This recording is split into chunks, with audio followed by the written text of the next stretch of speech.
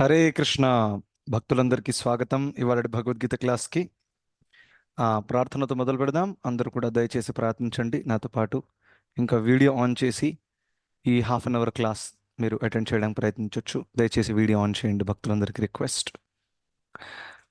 ఓం నమో భగవతే వాసుదేవాయ. ఓం నమో భగవతే వాసుదేవాయ. ఓం నమో భగవతే వాసుదేవాయ.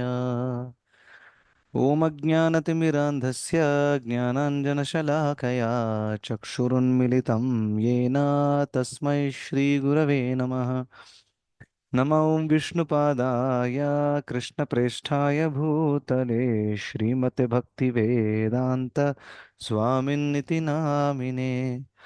నమస్తే సారస్వతే దేవే గౌరవాణి ప్రచారిణే నిర్విశేష శూన్యవాది పాశ్చాత్య దేశతారిణే. జయ శ్రీ కృష్ణ చైతన్య ప్రభు నిత్యానంద శ్రీ అద్వైత గదాధర శ్రీవాసాది గౌరభక్తవృంద.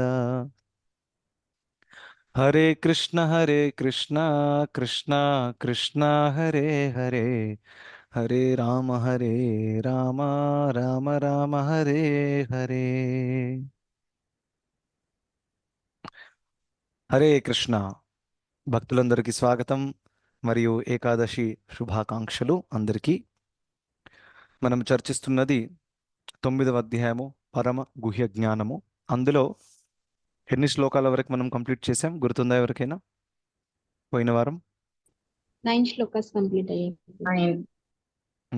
10th శ్లోకం కూడా చేసాం అనుకుంటా. What do you say? మయాధ్యక్షేణ ప్రకృతి సూయతే సచల. 10th కూడా అయిపోయింది ప్రభుజీ.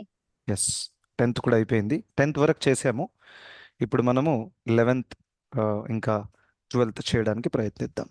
ఓకే, సో జస్ట్ ఒక చిన్న రివిజన్ లాగా గత 3-4 శ్లోకాలలో ఏం జరిగిందో మనం ఒకసారి చర్చిద్దాము. ఈ విధంగా భగవంతుడు ఏం చెప్పారు, భగవంతుడికి భౌతిక జగత్తుకి సంబంధం ఏంటి, రైట్? సో ఎలాంటి సంబంధం ఉంది? భగవంతుడు ఈ భౌతిక జగత్తులో ఉన్నారు కూడా, మరియు నేను లేను అని కూడా అంటున్నారు. దాని అర్థం ఏంటి? ఉన్నారు అని అన్నప్పుడు తను తన శక్తుల ద్వారా ఈ భౌతిక జగత్తులో అవ్యక్త రూపంలో సర్వవ్యాప్తమై ఉన్నారు. మయా తతమిదం సర్వం జగదవ్యక్తమూర్తిన మత్స్థాని సర్వభూతాని అని చెప్పారు. ఆ విధంగా మరి ఇందులో నేను లేను అని అన్నప్పుడు ఇక్కడ వ్యక్తిగత రూపంలో వారు లేరు, వ్యక్తిగత రూపంలో ఆధ్యాత్మిక జగత్తులో ఉన్నారు. సో తన శక్తుల ద్వారా భగవంతుడు అన్ని కార్యాలు చేయిస్తుంటారనమాట. ఇంకా ఈ లాస్ట్ శ్లోకము 10వ శ్లోకంలో కూడా మయాధ్యక్షేన ప్రకృతి సూయతే సచరాచరం హేతునానేన కౌంతేయ జగత్ విపరివర్తతే. ఈ శ్లోకంలో కూడా కృష్ణుడు అన్నారు, ఈ భౌతిక జగత్తు కూడా మనం చూస్తాం, ఎన్నో ఋతువులు మారుతున్నాయి, ఎంతో సూర్యుడు ఉదయించడము అస్తమించడము, ఇవన్నీ కూడా పక్క ఆర్డర్లో నడుస్తున్నాయి. ఎలా నడుస్తున్నాయి ఆర్డర్లో? ఇదంతా కూడా నా అధ్యక్షంలో నడుస్తున్నాయి. మయా అధ్యక్షేన ప్రకృతి. కానీ ఇవన్నీ నడుస్తున్నప్పటికీ సృష్టి నడుస్తుంది, ప్రళయం నడుస్తుంది, అనేక జీవాత్మలు ఇక్కడికి వస్తున్నారు, అనేక శరీరాలు తీసుకుంటున్నారు, వారి వారి యొక్క కర్మ ఫలితాలను అనుభవిస్తున్నారు. ఇదంతా జరుగుతున్నప్పటికీ భగవంతుడికి దీనితో డైరెక్ట్గా సంబంధము లేదు. దాని అర్థం ఏంటి? భగవంతుడు ఈ యొక్క కర్మ సిద్ధాంతంలో చిక్కిపోరు. అర్థమైంది కదా? ఎందుకంటే ఒక వ్యక్తి ఎన్నో కార్యాలు చేస్తే ఈ భౌతిక జగత్తులో ప్రతి ఒక్క కార్యానికి దాని ఫలితం ఉంటుంది. కానీ ఇది భగవంతుడికి వర్తిల్లదు. భగవంతుడు ఈ జగత్తును సృష్టించవచ్చు, భగవంతుడు ఈ లోకంలో వచ్చి ఎంతోమంది రాక్షసులను చంపొచ్చు, రైట్? మనం పోయినసారి ఎన్నో ఉదాహరణలు చర్చించాము. భగవంతుడు ఎన్నో కార్యాలు చేస్తారు. బాహ్యంగా కొంతమంది ఈ కార్యాలను చూసి అనుకోవచ్చు, అయ్యయ్యో ఇది చాలా పాపకార్యము, ఇలా గోపికలతో నృత్యం ఆడడం ఏంటి, ఆ, ఇది అవైధ స్త్రీ సాంగత్యము అని కూడా అని ఇటువంటి వ్యక్తికి శిక్ష లభిస్తుంది అని అనుకోవచ్చు, రైట్? కానీ భగవంతుడికి ఈ కర్మ సిద్ధాంతము వర్తిల్లదు. ఆ పాయింట్ కూడా చెప్పారనమాట గత 3-4 శ్లోకాలలో మనం చూసాం, రైట్? సో ఆ విధంగా భగవంతుడి ఒక ఉన్నతమైనటువంటి స్థాయిని, అస్తిత్వాన్ని భగవంతుడు క్లియర్ చేశారు. అయితే ఇదంతా జరుగుతున్నప్పటికీ ఒక ప్రశ్న రావచ్చు, మరి భగవంతుడు ఇంత పెద్ద వ్యక్తి ఇంత దివ్యమైన వ్యక్తి ఈ లోకంలో ఉన్న వాళ్ళకి అందరికీ ఈ విషయం తెలుసా? ఎందుకంటే మన అందరం భౌతిక జగత్తులో ఉన్నాం. మరి భగవంతుడు ఈ భౌతిక జగత్తులో సర్వవ్యాప్తమై ఉన్నారు. ఆ, మరి సర్వవ్యాప్తం అయి ఉండి కూడా ఎప్పుడెప్పుడు తను వ్యక్తిగతంగా కూడా వస్తారు, కరెక్టా కదా, లీల చేయడానికి. ఇప్పుడు మహాభారత యుద్ధం జరిగింది, ఆ టైంలో వ్యక్తిగత రూపంలోనే వచ్చారు కదా కృష్ణుడు. అదేదో అవ్యక్త రూపం కాదు కదా. పర్సనల్గా వచ్చారు, పాండవులను రక్షించారు, అనేక భక్తులను రక్షించారు. ఆ, బృందావనంలో అనేక రాక్షసులను సంహరించారు. మరి వ్యక్తిగత రూపంలో కూడా వస్తారు. కానీ ఇవన్నీ జరుగుతున్నప్పటికీ ఈ లోకంలో ఉన్న వాళ్ళకి కృష్ణుడి యొక్క, భగవంతుడి యొక్క దివ్యమైన ఉన్నతమైన అస్తిత్వం అర్థమవుతుందా అనే ఒక ప్రశ్న కూడా మనకి రావచ్చు. దానికి జవాబుగా 11వ శ్లోకంలో కృష్ణుడు దీనికి జవాబు చెప్తారనమాట. కృష్ణుడి దివ్యమైన పొజిషన్ ఏదైతే ఉందో అది అందరూ గమనించలేరు అని చెప్తారు. రైట్. సో 11వ శ్లోకం నేను స్క్రీన్ మీద డిస్ప్లే చేస్తాను. చదవాలనుకునే వాళ్ళు దయచేసి హ్యాండ్ రైస్ చేయొచ్చు. ఓకే, సంతోషి మాతాజీ చదవండి. హరే కృష్ణ. హరే కృష్ణ ప్రభుజీ, దండవత్ ప్రణామ్. దండవత్ ప్రణాం. అవజానంతి మామూఢా మానుషీం తనుమాశ్రితం పరం భావమజానంతో మమ భూత మహేశ్వరం. అనువాదము: సర్వమునకును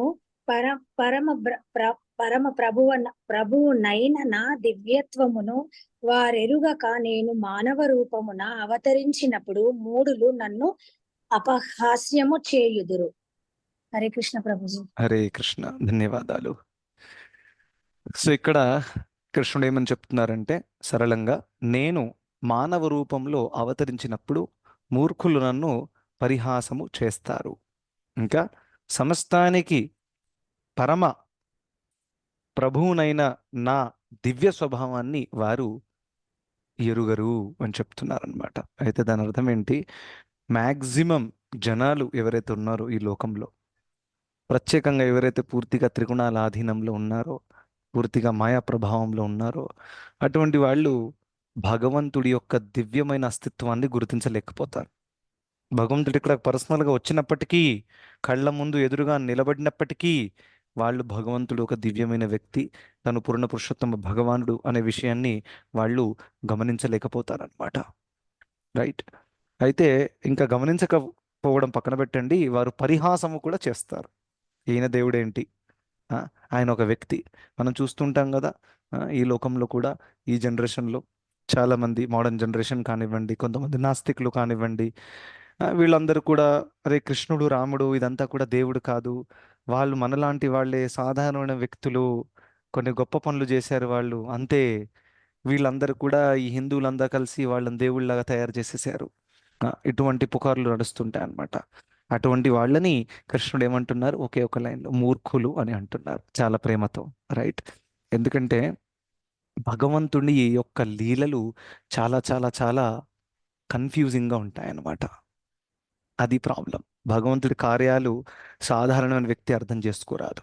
అందుకనే కుంతీదేవి తన ప్రార్థనలు చెప్తున్నప్పుడు తనేం చెప్పింది? న వేద కశ్చిద్ భగవంశ్చికీర్షితం తవేహ మానస్య నృణాం విడంబనం నయస్య కశ్చిద్ దయితోస్తి కర్హిచిద్ ద్వేష్యశ్చ యస్మిన్ విషమామతిర్నృణాం. ఇక్కడ ఏం చెప్పి, నవేద కశ్చిత్ భగవంశ్చికీర్షితం తవేహ మానస్య నృణాం విడంబనం. విడంబనం అంటే చాలా చాలా కన్ఫ్యూజింగ్గా ఉంటుంది. నవేద, వేద అంటే తెలుసుకోవడం, జ్ఞానం. నవేద తెలుసుకోవడం సాధ్యము కాదు. మీ యొక్క దివ్యమైన లీలలు, దివ్యమైన కార్యాలు ఒక సాధారణమైన వ్యక్తి తెలుసుకోవడం సాధ్యము కాదు. ఎందుకంటే అవి చాలా చాలా కన్ఫ్యూజింగ్గా ఉంటాయి కాబట్టి. ఇప్పుడు సాధారణమైన వ్యక్తి తెలుసుకోలేకపోవడం అనేది పక్కన పెట్టేద్దాం. ఆధ్యాత్మికవాదులలో కూడా అందరూ తెలుసుకోలేకపోతారు. చాలా పెద్ద విషయం ఇది తెలుసుకోవడం. ఎందుకంటే కొంతమంది జ్ఞాన యోగులు ఉన్నారు, అష్టాంగ యోగులు ఉన్నారు, అనేక రకమైన ఆధ్యాత్మికవాదులు కూడా ఉన్నారు. కానీ అందరూ భగవంతుడి యొక్క అసలైన దివ్యమైనటువంటి అస్తిత్వాన్ని తెలుసుకోలేకపోతున్నారు. ఇది ఎవరి గురించి చెప్తున్నాను? సాధారణ వ్యక్తి, లేకపోతే నాస్తికులు, రాక్షసుల గురించి కాదు. వాళ్ళు ఎలాగో తెలుసుకోలేరు. ఆధ్యాత్మిక మార్గాన్ని ఫాలో చేస్తున్న వాళ్ళల్లో కూడా తెలుసుకోలేకపోతారు. ఎవరైనా ఉదాహరణ చెప్పగలుగుతారా శాస్త్రాల నుండి? ప్రభుజీ ఎవరు? బ్రహ్మ విమోహన్ ఇలా జరిగినప్పుడు బ్రహ్మదేవుడు ఎస్, కూడా తర్వాత ఇంద్రుడు కూడా ఉన్నారు. కరెక్ట్. సో బ్రహ్మదేవుడు, ఇంద్రుడు కూడా ప్రభుజీ ఎస్ గోవర్ధన బ్రహ్మదేవుడు, లీల. ఎస్. సో బ్రహ్మ విమోహన లీల, గోవర్ధన లీల. ఇప్పుడు ఇంద్రుడు ఇంకా బ్రహ్మదేవుడు వీళ్ళందరూ కూడా ఆధ్యాత్మికవాదులు, చాలా ఉన్నత స్థాయిలో ఉన్న వ్యక్తులు. వాళ్ళే అర్థం చేసుకోలేకపోయారు. సాధారణ వ్యక్తిని అయితే పక్కన పెట్టేసేయండి, రైట్? సో ఆ విధంగా గొప్ప గొప్ప దేవీ దేవతలు, ఇప్పుడు బ్రహ్మదేవుడు అంటే ఏదో నార్మల్ ఒక కంపెనీకి CEO మేనేజర్ అని కాదు ఆయన. ఆ, ఆయన మొట్టమొదటిగా సృష్టించబడినటువంటి ఒక వ్యక్తి ఈ లోకంలో. డైరెక్ట్గా భగవంతుడి నాభి నుండి తన జన్మం జరిగింది. డైరెక్ట్గా భగవంతుడే బ్రహ్మదేవుడికి జ్ఞానం ఇచ్చారు. మనం అందరం కూడా గురు పరంపరకి వచ్చి ఒక గురువు నుండి జ్ఞానం పొందుతున్నాం, కరెక్టా? మనం ఏమైనా డైరెక్ట్గా కృష్ణుడితో పొందే అర్హత ఉందా మన దగ్గర? ఎంత బాగుండేది కదా కృష్ణుడు డైరెక్ట్గా వచ్చి మనకు భగవద్గీత చెప్తే, రైట్? కానీ బ్రహ్మదేవుడికి చెప్పారు డైరెక్ట్గా, ఆ, అర్జునుడికి చెప్పారు. సో బ్రహ్మదేవుడు లాంటి గొప్ప భక్తులు కూడా, గొప్ప వ్యక్తులు కూడా వాళ్ళు కన్ఫ్యూజ్ అయిపోతున్నారు అనమాట. భగవంతుడి యొక్క లీలలను అర్థం చేసుకోలేకపోతున్నారు. ఎందుకంటే ఆ, భూమిదేవి ఎప్పుడైతే ఈ లోకంలో భారం పెరిగిపోయిందో, భారం పెరిగిపోవడం అంటే ఏంటి? అందరి వెయిట్ పెరిగిపోయిందని కాదు. భారం పెరిగిపోవడం అంటే ఇక్కడ పరిపాలించే రాజులు ఎవరైతే ఉన్నారో వాళ్ళందరూ కూడా పాపకార్యాలలో నియుక్తులయ్యారు చాలా. దాని ద్వారా భూమిదేవి భారం అంటే పాప భారం పెరిగిపోయింది. దానివల్ల భూమిదేవి ఏం చేసింది? బ్రహ్మదేవుడి దగ్గరికి వెళ్ళింది, రైట్? నన్ను కాపాడండి దయచేసి ఈ విధంగా అని. అయితే వీళ్ళందరూ కూడా కలిసి శ్రీ మహావిష్ణువు దగ్గరికి వెళ్తారు, క్షీరసాగరం దగ్గరికి. అప్పుడు విష్ణు ఏమంటారు బ్రహ్మదేవుడికి? నేను త్వరలోనే అవతరిస్తాను. ఇంకా ఈ లోకంలో ఉండేటటువంటి పాపం చేసేటటువంటి రాజులు, క్షత్రియులు వీళ్ళందరినీ కూడా రాక్షసులను నేను సంహరిస్తాను, ధర్మ సంస్థాపన చేస్తాను అని చెప్పారు, రైట్? కానీ తను ఈ విధంగా ఒక చిన్న బాలుడి రూపంలో వస్తారని ఎవరికి తెలియదు. చాలా పెద్ద విషయం అన్నమాట. అంటే కృష్ణుడు ఈ విధంగా బాలకృష్ణుడిలాగా వచ్చి బాల్య లీలలు చేస్తారు అనేది వాళ్ళు అనుకోలేదన్నమాట. అందుకనే ఈ విషయం బ్రహ్మదేవుడికి తెలుసు విష్ణు వస్తారని, ఈ విధంగా బాలుడి రూపంలో వస్తారని ఆ విధంగా తను అనుకోలేదు. సో అందుకనే ఆ బాలుడు ఆ విష్ణువే అనే ఒక విషయాన్ని కూడా బ్రహ్మదేవుడు మర్చిపోయారు. అందుకనే ఈ బాలుడు నిజంగానే భగవంతుడా, చాలా మంది చెప్తున్నారు అని టెస్ట్ చేయడానికి వచ్చాడు. ఎవరు? బ్రహ్మదేవుడు. టెస్ట్ చేయడానికి వచ్చేసి ఫెయిల్ అయిపోయారనమాట, రైట్? సో ఆ విధంగా గొప్ప గొప్ప వాళ్ళే భగవంతుడి యొక్క కార్యాలను అర్థం చేసుకోలేకపోతారనమాట. ఎందుకంటే బ్రహ్మదేవుడికి ఎప్పుడైతే తెలిసిందో తను, సరే ఆ, ఒకసారి బృందావనానికి వెళ్ళి చూస్తాను ఏం నడుస్తుందో అని అక్కడ వెళ్ళి చూస్తే ఈ బాలుడా భగవంతుడు ధోతి కూడా సరిగ్గా వేసుకోలేదు, చేతిలో కర్ర, ఆ, ఆవులను దూడలను ఆ, మేపుతున్నాడు. ఇంకా ఇలా చేతితో పెరుగన్నం తింటున్నాడు. ఈయన దేవుడా? బ్రహ్మదేవుడే కన్ఫ్యూజ్ అయిపోయాడు అనమాట. సో ఆ విధంగా మంచి మంచి వాళ్ళు కన్ఫ్యూజ్ అయిపోతారు, భగవంతుని అర్థం చేసుకోలేరు. సో అందుకనే సాధారణమైన వ్యక్తి కానివ్వండి, నాస్తికుడు కానివ్వండి, ఆధ్యాత్మికవాదులలో కూడా భగవంతుని యాజ్ ఇట్ ఈస్గా అందరూ అర్థం చేసుకోలేరు. మరి ఎలా అండి అర్థం చేసుకోవడం? ఇంకా ఎవరు అర్థం చేసుకుంటారు? భక్త్యా మాం అభిజానాతి యావన్ యశ్చాస్మి తత్వతః అని కృష్ణుడు చెప్పారు. భక్తి ద్వారానే భగవంతుణ్ణి ఉన్నదున్నట్టుగా అర్థం చేసుకోగలుగుతాం. దేని ద్వారా?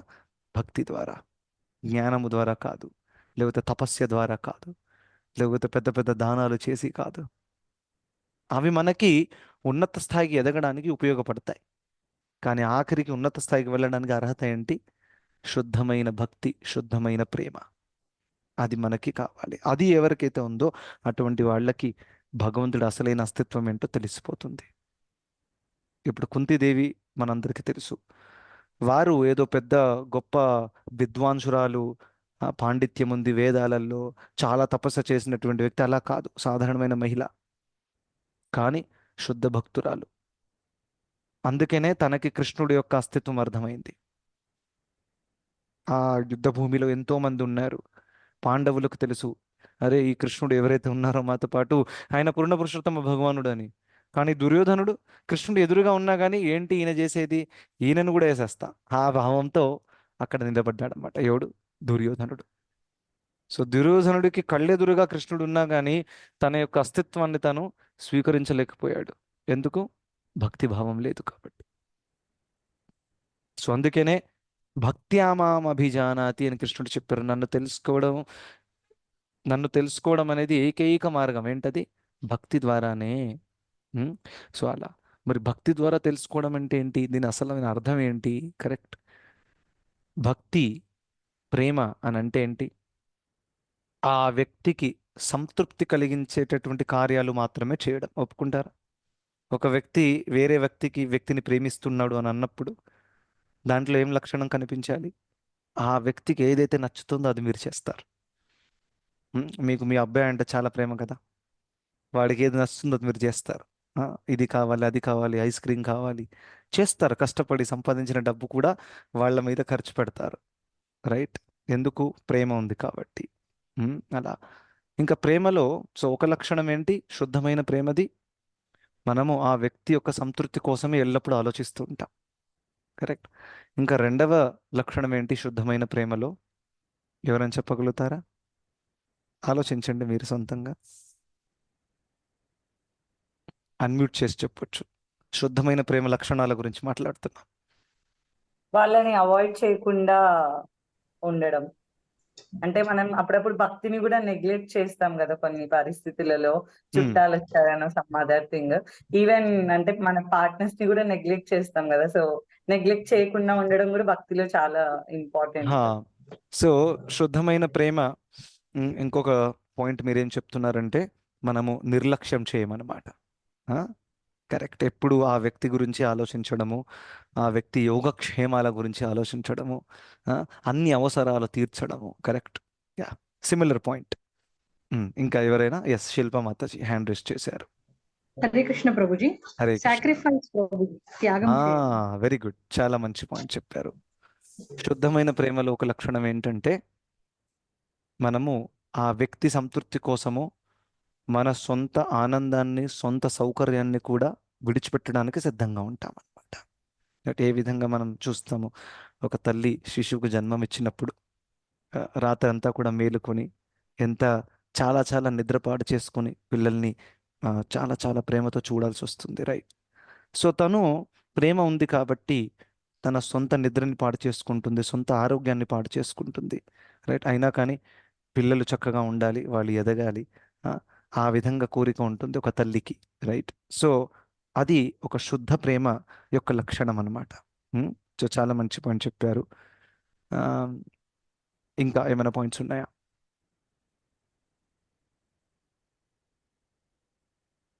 హరే కృష్ణ ప్రభుజీ. హరే కృష్ణ. ఎస్, అనంత లక్ష్మి మాత చెప్పండి. వాళ్ళు తప్పులు చేసినా వాటిని యాక్సెప్ట్ చేసి కరెక్ట్ చేసే దారి చూపించడం కానివ్వండి, లేదంటే తప్పుల్ని మాత్రం యాక్సెప్ట్ చేయడం. ఓకే. వీక్నెస్ కానివ్వండి, వాళ్ళ ఏ ఉన్న strength, weakness, what ever it may be, ఆ పర్సన్ ఎలా ఉన్నా వాళ్ళని అదే విధంగా యాక్సెప్ట్ చేసే గుణం ఉండాలి. Okay, very good. కరెక్ట్. స్వీకరించాలి. రైట్? మంచి పాయింట్ చెప్పారు. రైట్. ఎస్, మైథిలి మాతాజీ చెప్పండి. ప్రభుజీ చేసే ప్రతి పని లో వాళ్ళనే చూడడం, వాళ్ళ కోసమే చేస్తున్నాం అనుకోవడం కూడా భక్తి, ప్రేమ అని అనుకోవచ్చు. Yes, correct. It is very similar to the first point.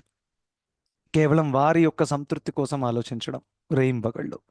Right? అది ఇంకొక ముఖ్యమైన లక్షణం ఏంటంటే ఇదంతా కూడా చేసి ఏది ఆశించకపోవడం. అది చాలా చాలా ఇంపార్టెంట్. ఎటువంటి అపేక్ష లేకపోవడం అన్నమాట. ఎందుకంటే కొంతమంది చాలా ప్రేమతో చేస్తారు. ఒక తల్లి కూడా చాలా ప్రేమతో పిల్లోడిని పెంచుతుంది, అది మంచిదే. కానీ దాంతో పాటు ఇంకో ప్రాబ్లం అవుతుంది. ఏంటది? అపేక్ష, ఎక్స్పెక్టేషన్స్ ఉంటాయి అన్నమాట. ఎక్స్పెక్టేషన్స్ ఉన్నాయి అని అంటే అది శుద్ధమైన ఉన్నతమైన స్థాయి కాదు. కరెక్ట్. సో ఇదంతా ఎందుకు చెప్తున్నానంటే ఇప్పుడు మీరు అందరి మైండ్లలో ఎన్నో ఉదాహరణలు వచ్చాయనుకుంటా. ఇప్పుడు ఇవన్నీ చెప్పాను కదా, మీరు మీ పిల్లల్ని ఊహించారేమో, ఒక వ్యక్తిని ఊహించారేమో ఇవన్నీ లక్షణాలు చెప్పినప్పుడు. కానీ ఒక వాస్తవం ఏంటో తెలుసా? ఇవన్నీ లక్షణాలు భౌతిక జగత్తులో ఒక భౌతిక సంబంధంలో మనము పొందరాదు. ఇది సాధ్యం కాదు. రైట్? ఎందుకంటే ఎంత ఏదేమైనా కానివ్వండి, మనం ఎవరిలం కూడా ఇక్కడ పర్ఫెక్ట్ కాదు. అయితే భౌతిక సంబంధాలలో మనం ఎవరిని కూడా ఈ విధంగా శుద్ధమైన ప్రేమతో ఉంచడము, తప్పులే వెతక్కపోవడము, ఉన్నదున్నట్టుగా స్వీకరించడము, జీరో ఎక్స్పెక్టేషన్స్ పెట్టుకోవడము, ఏది ఆశించకపోవడము, వాళ్ళ కోసం ప్రాణమైనా ఇచ్చేస్తాను ఆ భావం ఉండడము, ఇది ఆల్మోస్ట్ ఇంపాసిబుల్ అన్నమాట. శిల ప్రభుపాదుల వారు చెప్పారు, ఈ భౌతిక జగత్తులో దగ్గర కంటే దగ్గర ఏదైనా శుద్ధ ప్రేమ ఉదాహరణ ఉందంటే అది తల్లిది, ఇంకా కొత్తగా పుట్టిన శిశువుది. ఆ విధంగా, ఎందుకంటే కొత్తగా పుట్టిన శిశువు పూర్తిగా తల్లి మీద ఆధారపడి ఉంటాడు. తను పాలు ఇవ్వకపోతే ఎలా బ్రతుకుతాడు? కరెక్టా? సో పూర్తిగా తల్లి మీద ఆధారపడి ఉంటాడు కాబట్టి తల్లి కూడా ఆ యొక్క బాధ్యతని నెరవేరుస్తుంది. కానీ అదే కొంచెం పిల్లోడు పెద్దయ్యాక ఆ సంబంధం కూడా కొంచెం మారిపోతుంది. కరెక్ట్. ఎందుకంటే ఆ పిల్లోడు ఆ తల్లి మీద డిపెండెన్సీ తగ్గించుతాడనమాట. ఎప్పుడైతే పెద్ద అవుతాడో మెల్లిమెల్లిగా డిపెండెన్సీ తగ్గిపోతుంది. డిపెండెన్సీ తగ్గినప్పుడు సహజంగా మీ స్పందన కూడా మారిపోతుంది. కరెక్ట్. ఇప్పుడు ఆడు ఉన్నాడు, తనకి తినాలని అనిపిస్తుంది, తను సొంతంగా ఇష్టం వచ్చిన ఏదో తింటాడు. ఇప్పుడు మిమ్మల్ని అడగడు ప్రతిసారి, పెద్ద అయిపోయాడు కదా. రైట్. ఇండిపెండెంట్ నేచర్ వచ్చేస్తుంది. సో ఆ విధంగా ముందు ఉన్నటువంటి స్పందన కొంచెం పెద్ద అయిన తర్వాత ఉండదు. సో ఇక భౌతిక సంబంధాలలో కూడా శుద్ధమైనటువంటి అది కూడా తాత్కాలికమే. కరెక్టా? ఎల్లప్పుడూ ఉండదు. రైట్. కానీ ఇవన్నీ లక్షణాలు, ఈ శుద్ధమైనటువంటి ప్రేమ ఏదైతే ఉందో అది మనకి భగవంతుడి మధ్య అది 100% సాక్ష్యం. అందుకనే మనము శుద్ధ భక్తి అని అంటే ఇవన్నీ లక్షణాలు మనకి భగవంతుడికి మధ్య ఉన్న సంబంధంలో ఇది మనం వ్యక్తం చేయాలి. ఇందులో వ్యక్తం చేస్తే ఏమవుతుందంటే అందులో పరిపూర్ణత్వము ఈజీగా వస్తుంది. ఎలా అంటే భగవంతుడే మనకి హెల్ప్ చేస్తారు. ఫర్ ఎగ్జాంపుల్, మనం ఏదైనా భగవంతు కోసం సేవ చేయాలనుకుంటున్నాము నిస్వార్థ భావంతో, దానికి తగినటువంటి కెపాసిటీ భగవంతుడు మనకిస్తారు. ఈ లోకంలో మీరు నిస్వార్థ సేవ చేయాలనుకున్నారనుకోండి, ఎవరి కోసమైనా మీరు ఎంత చేసినా కానీ మీకు తెలుసు వాస్తవం ఏంటి, ఇక్కడ మనం ఎవరిని కూడా పూర్తిగా సంతృప్తి పరచరాదు. మనం ఎంత చేసినా కానీ మనలో కూడా దోషాలు ఉన్నాయి. ఆ వ్యక్తిని కూడా అడగండి, మీరు హ్యాపీయా అండి, 50 సంవత్సరాలు అయ్యాయి మీకు పెళ్ళయి, ఏదైనా ఒక కంప్లైంట్ ఉంటుంది. కరెక్టా కాదా? అంతా ఓకే, కానీ ఈ కోరిక తీరలేదు అని వైఫ్ అంటుంది. ఎప్పుడెప్పుడు హస్బెండ్ కూడా అంటాడు, అంతా ఓకే కానీ ఇలా చేసుంటే బాగుండేది. సో కంప్లైంట్స్ ఖచ్చితంగా ఉండకండి. ఎంత సంతృప్తి పరచడానికి ప్రయత్నించినా కానీ ఈ లోకంలో మనం ఒక వ్యక్తిని 100% సంతృప్తి పరచరాదు. ఎందుకంటే మన ఎక్స్పెక్టేషన్స్, డిమాండ్స్ ఇవన్నీ కూడా మానవ మాతృలు తీర్చే పని కాదు. కానీ మన దగ్గర ఉన్నటువంటి ఉన్నతమైన ఎక్స్పెక్టేషన్స్ ఇవన్నీ కూడా ఎవరు తీర్చగలుగుతారు? భగవంతుడు తీర్చగలుగుతారు. సో భగవంతుని విడిచిపెట్టేసి ఈ లోకంలో వీళ్ళెవరో నా ఎక్స్పెక్టేషన్ తీరుస్తారు అని ఎప్పుడైతే తిరుగుతూ ఉంటామో అప్పుడు అనవసరంగా దుఃఖాన్ని అనుభవిస్తాం. సో అందుకనే వినమ్రతకి ఇంకొక అర్థం భక్తి వినోద్ ఠాకూర్ల వారు ఏం చెప్పారో తెలుసా? ఎవరితో ఎటువంటి ఎక్స్పెక్టేషన్స్ లేకపోవడం. చాలా డిఫికల్ట్ ఇది. వింటేనే సగం మంది మురిచిపోవచ్చు, ఇదేంటి అసలు ఏం మాట్లాడుతున్నారు.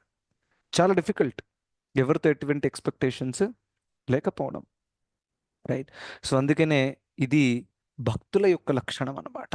సో భక్తులు ఇది అర్థం చేసుకుంటారు, అరే ఈ భౌతిక సంబంధాలలో ఎంత సంతృప్తినైతే నేను వెతకడానికి ప్రయత్నిస్తున్నా అంత ఇక్కడ దక్కదు. ఎందుకంటే ఆ సంతృప్తి పరచగలిగే శక్తి ఎవరికి లేదు ఇక్కడ. ఎందుకంటే మనందరం మానవ మాత్రులం కాబట్టి. ఇది వాళ్ళ తప్పు కూడా కాదు. కరెక్టా? మానవ మాత్రులకి లిమిటెడ్ కెపాసిటీ ఉంది. కరెక్టా? సో ఆ విధంగా ఫర్ ఎగ్జాంపుల్ ఉదాహరణ కోసం చెప్తున్నా, ఇప్పుడు మీ పిల్లోడు వచ్చేసి మమ్మీ నాకు సైకిల్ కావాలని అన్నాడు. సర్లేరా, ఒక 3,000 రూపాయలు పెట్టి సైకిల్ కొనించారు. మమ్మీ నేను రోజు స్కూల్కి వెళ్ళడానికి నాకు ఏరోప్లేన్ కావాలని అన్నాడు. అది మీరు తీర్చగలుగుతారా? లేదు. ఎందుకంటే మీకు కెపాసిటీ లేదు. కరెక్టా కాదా? మన ప్రేమ ఉన్నా కానీ కెపాసిటీ లేదు. రైట్. సో ఆ విధంగా ఇదే ఈ యొక్క పరిపూర్ణత్వం ఎప్పుడు వస్తుంది మనకి? ఎప్పుడైతే ఈ యొక్క సంబంధాన్ని భౌతిక జగత్తులో ఉన్న సంబంధం కాకుండా భగవంతుడితో మనకున్న సంబంధంలో ఎప్పుడైతే ఈ సంతృప్తిని వెతకడం ప్రయత్నిస్తామో అప్పుడు అసలైన సంతృప్తి మనకి దక్కుతుంది. ఎందుకంటే మనకి భగవంతుడికి ఉన్న సంబంధం శాశ్వతమైనది. ఈ భౌతిక సంబంధాలలాగా అశాశ్వతమైనటువంటిది కాదు. సో అందుకనే భగవంతుడితో మనకు సంబంధం శాశ్వతం కాబట్టి ఇంకా భగవంతుడు సర్వశక్తివంతుడు, కరెక్టా? మీరు భగవంతుడితో కోరుకున్నారనుకోండి, ఏరోప్లేన్ కావాలని అది కూడా ఇచ్చేస్తారు. ఎందుకంటే తను ఈ అనంతకోటి బ్రహ్మాండాలకి స్తోత్రము, కరెక్టా కాదా? తనకి ఏరోప్లేన్ ఇవ్వడం పెద్ద విషయమా? ధ్రువ మహారాజ్కి ఒక పెద్ద గ్రహమే ఇచ్చేస్తారు. ఒప్పుకుంటారు లేదా? మనం ఏరోప్లేన్ల గురించి మాట్లాడుతున్నాం. ధ్రువ మహారాజ్ ఏమన్నాడు, నాకు వేరే ప్రపంచమే కావాలి ఒకటి.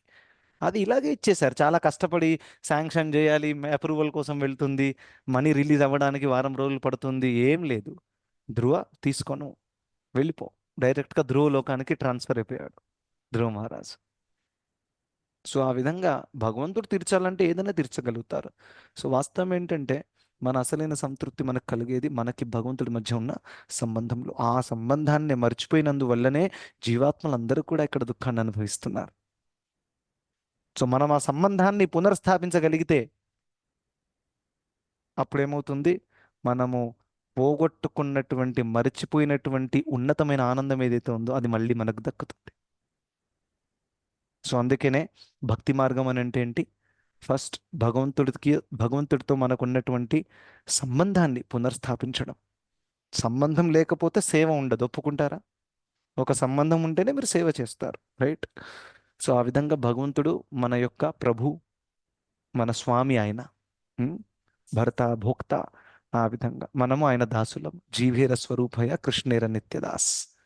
మనం ఆయన సేవకులం. ఇది మన సంబంధం. మరియు నిస్వార్థ భావంతో, ప్రేమతో భగవంతుడి సేవ చేయాలి. దాని అర్థం ఏంటి? ఒక లక్షణం ఏం చెప్పాను, ఏమీ ఆశించకపోవడం. జనరల్గా చాలా మంది మందిరానికి వెళ్తారు, దేవుడి దగ్గరికి వెళ్తారు, ఒక లిస్ట్ తీసుకొని వెళ్తారు, ఇది కావాలి అది కావాలని. మంచిదే, కనీసం భగవంతుడి దగ్గర అయితే వెళ్తున్నారు కదా. కానీ శుద్ధ భక్తి అంటే ఏంటి? ఎటువంటి కోరిక భగవంతుడి నుండి మనకి లేదు, ఎటువంటి భౌతిక కోరిక లేదు. కోరిక ఉంటుంది భక్తులకి, కరెక్టా? కృష్ణ నాకు ఏదో ఒక రకంగా మీ సేవలో నియుక్తం చేయండి, ఇది కోరికే కదా. ఇటువంటి కోరిక ఆధ్యాత్మిక కోరిక. భక్తులు ఇటువంటి కోరికలు ఉంచుకోవాలి ఎప్పుడైనా, రైట్? కానీ భౌతిక కోరిక ఎప్పుడు కూడా భక్తులు ఉంచుకోరు. అందుకు మనకు తెలుసు, మనకు దక్కింది కర్మానుసారం దక్కింది, ఇంకా నాకు బెస్ట్ ఏదైతే ఉందో అది కృష్ణుడు ఇచ్చారు. సో ఈ పరిస్థితిలో ఉండి నేను ఏ విధంగా భక్తిలో ముందుకు ఎదగాలి, ఇంకా నా మానవ జీవితాన్ని సార్థకం చేసుకోవాలి, ఆ భావంతో భగవంతుడు భక్తి చేస్తారు. సో అందుకనే శుద్ధ భక్తులు మాత్రమే భగవంతుని అర్థం చేసుకోగలుగుతారు. ఆ పాయింట్ చెప్పడానికి ఇదంతా చెప్పాను. అర్థమైందా? భక్త్యా మాం అభిజానాతి యావన్ యశ్చాస్మి తత్వతః. తత్వతః అంటే ఉన్నది ఉన్నట్టుగా తెలుసుకోవడం. చాలా మంది తెలుసుకుంటారా, కృష్ణుడు భగవద్గీత చెప్పారు, ఈ ఇన్ఫర్మేషన్ కరెక్టే కదా? కరెక్ట్. కృష్ణుడు పూర్ణ పురుషోత్తమ భగవానుడు, అనంతకోటి బ్రహ్మాండాలకు స్తోత్రము. ఈ విషయం చాలా మందికి తెలియదు. దాని అర్థం ఏంటి? ఉన్నది ఉన్నట్టుగా తెలుసుకోలేదు, ఇంపార్షియల్ అంటే పార్షియల్ నాలెడ్జ్ ఉందన్నమాట, కరెక్ట్? పరిపూర్ణము కాదు. సో పరిపూర్ణము జ్ఞానం ఎప్పుడు వస్తుంది భగవంతుడి గురించి? పరిపూర్ణంగా ఎప్పుడు భగవంతుని అర్థం చేసుకోగలుగుతాము? ఎప్పుడైతే శుద్ధ భక్తి చేస్తామో. శుద్ధ భక్తులు మాత్రమే అర్థం చేసుకోగలుగుతారు. సో ఆ విధంగా ఈ శ్లోకంలో కృష్ణుడు ఏం చెప్పారు, నేను మానవ రూపంలో ఇక్కడ అవతరించినప్పుడు చాలామంది మూర్ఖులు పరిహాసం చేస్తారు. అంటే ఈయన కూడా ఒక వ్యక్తి అని అనుకుంటారు, రైట్? ఏ విధంగా దుర్యోధనుడు పరిహాసం చేశారు, ఏంటి ఆయన కృష్ణుడు కూడా కట్టేస్తాను, తాడుతో చంపేస్తాను అని అనుకున్నారు తను. ఇది మూర్ఖత్వం. సో అటువంటి వాళ్ళు ఖచ్చితంగా భగవంతుని అర్థం చేసుకోలేరు, ఎందుకంటే భక్తి భావము లేదు కాబట్టి. సో అందుకనే చాలామంది ఈ లోకంలో భగవంతుడి యొక్క అసలైన అస్తిత్వాన్ని ఎరగలేకపోతున్నారు అనమాట. ఇది చాలా చాలా ఇంపార్టెంట్ పాయింట్. సో మనం అందరం కూడా భక్తి మార్గము ఫాలో చేస్తున్నాము. ప్రత్యేకంగా నవవిధ భక్తి, శ్రవణం, కీర్తనం, విష్ణు స్మరణం, పాదసేవనం, అర్చనం, వందనం, దాస్యం, సఖ్యం, ఆత్మ నివేదనం. ఇదంతా మనం ఎందుకు చేస్తున్నాము? మనం అందరం కూడా మనకి భగవంతుడికి ఉన్న సంబంధం పునర్స్థాపించడానికి, ఇంకా శుద్ధ భక్తి భావంతో మనం ముందుకెళ్ళి భగవంతుడి సేవ చేయడానికి. సో ఆ భావంతో మనం ముందుకెళ్తే అప్పుడు కృష్ణుడు ఎవరు మనకు అర్థమవుతుంది. ఇంకా ఎవరైతే కృష్ణుని అర్థం చేసుకున్నారో అటువంటి వాళ్ళకి భౌతిక జగత్తులో మళ్ళీ జన్మం ఎత్తాల్సిన అవసరము లేదు. ఇదే శ్లోకంలో ఉంది, ఎవరైనా చెప్తారా? కృష్ణుడు చెప్తున్నారు, ఎవరైతే నన్ను అర్థం చేసుకున్నారో అటువంటి వాళ్ళు మళ్ళీ ఇక్కడ పుట్టాల్సిన అవసరం లేదు. ఎవరికైనా ఐడియా ఉందా? ప్రభుజీ జన్మ కర్మ చ మే దివ్యం. Yes, very good, nice. జన్మ కర్మ చ మే దివ్యం ఏవం యో వెత్తి తత్వతః త్యక్త్వా దేహం పునర్జన్మ నైతి మామేతి సోర్చున. ఎవరైతే నా జన్మను నా కర్మను నన్ను ఉన్నదున్నట్టుగా తెలుసుకోగలిగారో తత్వత త్యక్వా దేహం, ఈ దేహం త్యజించిన తర్వాత పునర్జన్మ, త్యక్వా దేహం పునర్జన్మ నైతి మామేతి సూర్జున, వాళ్ళు మళ్ళీ పునర్జన్మ ఎత్తాల్సిన అవసరము లేదు. దాని అర్థం ఏంటి? వాళ్ళు భగవద్ధామానికి వెళ్ళిపోతారనమాట. సో ఆ విధంగా మనందరం కూడా ఈ భక్తి మార్గాన్ని సీరియస్గా తీసుకోవాలి. మెల్లిమెల్లిగా ఈ యొక్క సాధన భక్తి మనం చేస్తూ ఉంటే మనకి చాలా చాలా ఆధ్యాత్మిక తత్వాల యొక్క అనుభూతి ఖచ్చితంగా కలుగుతుంది. రైట్. సో మంచి మంచి వాళ్ళు కూడా భగవంతుని అర్థం చేసుకోలేకపోయారు. ఇంకా కుంతిదేవి ఉదాహరణ కూడా చెప్తుంది. ఇప్పుడు నవేద కశ్చిత్ భగవంశ్ చికీర్షితం అనే శ్లోకం చెప్పాను.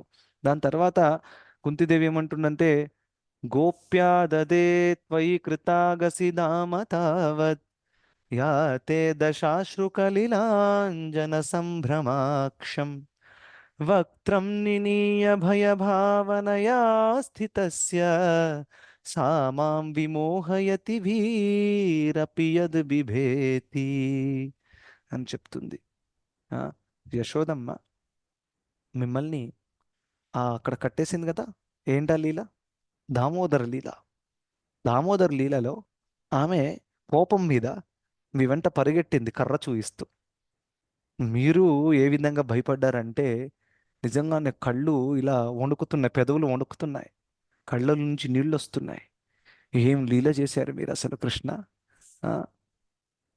భయం అనేది మిమ్మల్ని చూసి భయపడితే మీరు యశోదమ్మని చూసి భయపడ్డారు. ఏంటది? సామాం విమోహతి అపియద్ బిభేతి. సో భయము కూడా భగవంతుని చూసి భయపడుతుంది. అటువంటి భగవంతుడు యశోదమ్మ కోపాన్ని చూసి భయపడ్డాడు. దీన్ని లీల అంటారు. సో ఆ విధంగా భగవంతుడు చేసిన లీలలు అంత ఈజీగా అర్థము చేసుకోరాదు. ఒక సింపుల్ ఉదాహరణ, భగవంతుడు ఈ ధరాతలంలో వచ్చినప్పుడు, ఈ భూమి మీదకి వచ్చినప్పుడు లీలలంతా సమాప్తం చేసిన తర్వాత ఏ ప్రదేశం నుండి భగవంతుడు మళ్ళీ వెళ్ళిపోయారు లీల సమాప్తం చేసి? ఎవరికైనా తెలుసా? ఓకే, ద్వారక. రైట్. ద్వారకాలో లాస్ట్ లీల చేశారు. సో ద్వారకాలో ఏ విధంగా వెళ్ళిపోయారు వారు? అది తెలుసా ఎవరికైనా? భాగవతంలో ఉంది, మనం చర్చించలేదు అనుకుంటా ముందు ఎప్పుడు. ప్రభుజీ ఒకరు బాణంతో కొడతారు కాలికి, అలా వెళ్ళిపోతారని చెప్తారు. సో జరా అనే ఒక వేటగాడు తను బాణంతో ఇలా కొడతారు కాలికి. తను కాలుని చూసి తను అపార్థం చేసుకుంటాడు, బాణంతో కొడతారు. ఆ బాణం కాలికి తాకగానే భగవంతుడు చనిపోయినట్టు, ఇంకా భగవంతుడు అక్కడి నుంచి వెళ్ళిపోయినట్టు ఒక అవగాహన అందరికీ కలుగుతుంది అన్నమాట. ఇది కూడా భగవంతుడి లీల. ఇప్పుడు ఇది కూడా చాలా మంది అనుకుంటారు, అయ్యయ్యో కృష్ణుడు పాపం కాలు మీద బాణం కొట్టారు, చచ్చిపోయాడు పాపం. రైట్. దీన్ని అసురమోహన లీల అంటారు. అసురమోహన లీల అంటే ఈ అసురులు ఎవరైతే ఉంటారో వాళ్ళు ఎప్పుడు కూడా ఏమనుకుంటారు, భగవంతుడే లేడు. ఇంకా ఎవరినైతే భగవంతుడు అని అంటున్నారో తను కూడా సాధారణమైన వ్యక్తి. చూడు కృష్ణుడిని చూడండి, కాలు మీద బాణం కొట్టగానే చచ్చిపోయాడు, తను ఎలా భగవంతుడు అవుతాడు అని ఈ విధంగా అసురులను కూడా కన్ఫ్యూజ్ చేయడానికి భగవంతుడు లీల చేసి వెళ్ళిపోయారు. ఒక్కసారి కామన్ సెన్స్ ఉపయోగించాలి. కాలికి బాణం తాకితే చచ్చిపోతారా ఎవరైనా?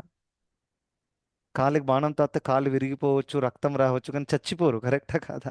అది బుల్లెట్ కాదు, లోపలికి వెళ్ళగానే అందులో నుంచి పాయిజన్ స్ప్రెడ్ అవుతుందని. రైట్. బాణం గుండెకి తాకితే చచ్చిపోతారు, తలకాయకి తాకితే చచ్చిపోవచ్చు, కడుపుకి తాకితే చచ్చిపోవచ్చు, కాలికి తాకితే చచ్చిపోరు, ఫ్రాక్చర్ అవుతుంది. రైట్. అది కూడా కొట్టింది ఎవరు?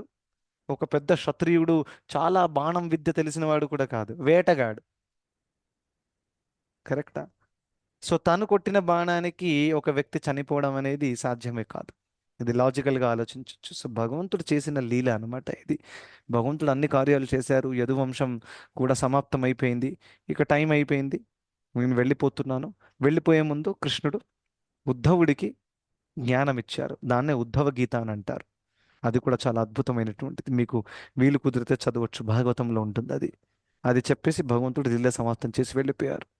సో ఆ విధంగా భగవంతుడి జన్మ, కర్మ, మృత్యువు, భగవంతుడికి మృత్యువు లేదు, కానీ ఆ లీలలో మృత్యులాగా అనిపిస్తుంది చాలా మందికి బాహ్యంగా. అన్నీ కూడా సాధారణమైన వ్యక్తులకి, ఎవరైతే భక్తులు కారో వాళ్ళకి అర్థం అవ్వదు అనమాట. సో అందుకనే మనం ఎప్పుడు కూడా శాస్త్రాలు చదివినప్పుడు అటువంటి కన్ఫ్యూజింగ్ పాయింట్స్ మనకు కనిపించవచ్చు. ఇదేంటి కృష్ణుడి బాణం కొట్టగానే చనిపోయాడు అనేది. రైట్. సో ఇవంతా కూడా ఎప్పుడైతే మనం ఆచార్యులు ఇచ్చినటువంటి తాత్పర్యాన్ని చదువుతామో అప్పుడు మనకు అర్థమవుతుంది అనమాట. భగవంతుడి లీలలు ఎవరి నుండి వినాలి? భక్తుల నుండి వినాలి. అప్పుడు మనకి దాని వెనకాల ఉన్న అసలైన భావం ఏంటో అర్థమవుతుంది. సో అందుకనే మనమందరం రెగ్యులర్గా భగవద్గీత చదవడము, భాగవతం చదవడము, ప్రభుపాదుల వారి లాంటి శుద్ధ భక్తులు మనకి మంచి ఎక్స్ప్లెనేషన్స్ ఇచ్చారు. భగవంతుడు ఏ శ్లోకంలో ఏం చెప్పారు, ఏ ఉద్దేశంతో చెప్పారు, ఈ లీల జరిగితే దాని వెనకాల ఉన్న గుహ్యమైన కారణాలు ఏంటి అన్నీ చెప్పారు. అది అర్థం చేసుకుంటే మనం కూడా భగవంతుణ్ణి ఉన్నదున్నట్టుగా అర్థం చేసుకునే అవకాశము ఉంటుంది. ఓకే, సో ఇప్పుడు సమయం అయిపోయింది, విరామం తీసుకుందాము. అందరికి చాలా ధన్యవాదాలు. హరే కృష్ణ. సో ఇవాళ మనం ఏం చర్చించాము? భగవంతుడు ఏమని చెప్తున్నారు? నా దివ్యమైన అస్తిత్వాన్ని అందరు తెలుసుకోలేకపోతారు, ఎందుకంటే భక్తి భావం లేదు కాబట్టి. ఆ, ఇంకా ఆధ్యాత్మికవాదులలో కూడా భగవంతుని అందరూ అర్థం చేసుకోలేకపోతున్నారు. నాస్తికులు, సాధారణమైన వ్యక్తులు, ఇంకా ఆమ్, ఆ, కర్మకాండం చేసేవాళ్ళు, వీళ్ళు భగవంతుని అర్థం చేసుకునే అవకాశమే లేదు. కొంతవరకు చేసుకోవచ్చు, ఉన్నదున్నట్టుగా చేయరాదు. ఉన్నదున్నట్టుగా చేయడానికి కేవలం భక్తి ఆమామ అభిజానాతి అని కృష్ణుడు చెప్పారు. Thank you so much.